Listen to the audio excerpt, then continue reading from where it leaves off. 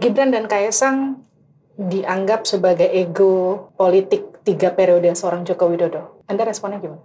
Kalau Pak Jokowi memang ingin mendapatkan legacy ya, yang kemudian dikenang sebagai seorang presiden yang berhasil memberikan terobosan-terobosan baru.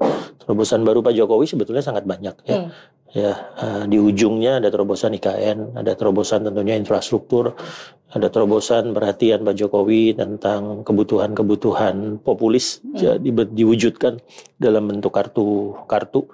Ya, keberhasilan utama Pak Jokowi misalnya berhasil membuat Indonesia cepat pulih dari COVID-19. Dan salah satu keberhasilan lainnya mengangkat Indonesia di mata dunia, ya, sehingga Pak Jokowi bisa berperan sebagai pemimpin global. Ya. Nah, hal-hal itu sudah menjadi legacy yang sangat kuat di Pak Jokowi. Jadi kalau Pak Jokowi bergerak normal saja, misalnya tidak bermanuver, terutama mengubah aturan sehingga Mas Gibran bisa dicalonkan sebagai wakil presiden atau proses yang luar biasa cepat, luar biasa instan untuk PSI. Legasi itu tinggal Pak Jokowi petik di Oktober 2024. Tapi sekarang Pak Jokowi harus memperjuangkan satu kali lagi untuk menunjukkan ke masyarakat bahwa sebagai presiden, walaupun ada Mas Gibran, ada Mas Kaesang, beliau tetap akan bisa menjaga koridor demokrasi.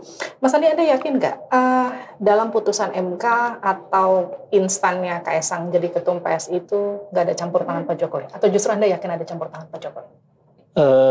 Minimal di titik-titik tertentu Pak Jokowi sebagai kepala negara, Pak Jokowi sebagai ayah, ya bisa kemudian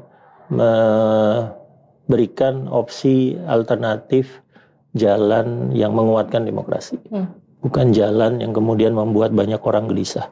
Jalan yang membuat kampus gelisah, mahasiswa gelisah, para tokoh-tokoh masyarakat sipil gelisah, dan termasuk pemberitaan media yang gelisah.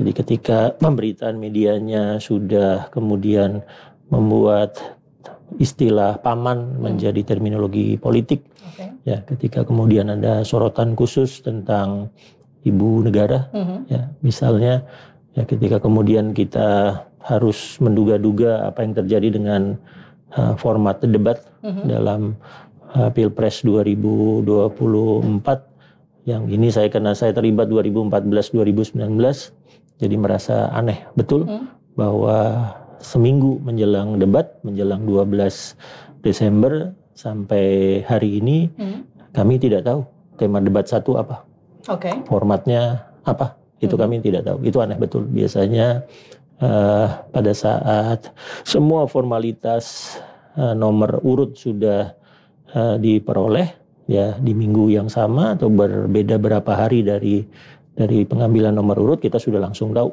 tentang format debat. Kemudian muncullah kecurigaan tentang pengaturan khusus. Nah, itu yang menjadi tantangan utama Pak Jokowi, yang sebetulnya tinggal memetik legasi 2014 sampai 2023. Nah, sekarang Pak Jokowi betul-betul harus membuktikan bahwa beliau punya komitmen kuat untuk menjaga demokrasi. Menurut Anda Pak Jokowi posisinya sekarang masih sebagai bapak dari seluruh anak bangsa, atau murni berperan sebagai bapak hanya dari seorang Kaesang dan juga Gibran yang lagi ikutan kontestasi? Menjadi bapak Gibran dengan Kaesang itu normal-normal saja. Ya pasti seorang bapak akan menjaga anak-anaknya. Tapi karena Pak Jokowi juga punya peran sebagai kepala negara, kepala pemerintahan yang disumpah untuk menjalankan konstitusi, dan dalam konstitusi itu ada pasal 22E Undang-Undang Dasar tentang pelaksanaan pemilu yang jujur, adil. Misalnya, ya, Pak Jokowi harus membuktikan bahwa sebagai kepala negara, kepala pemerintahan yang 20 Oktober 2014, 20 Oktober 2019 disumpah untuk menjaga konstitusi, menjalankan pasal 22E tersebut.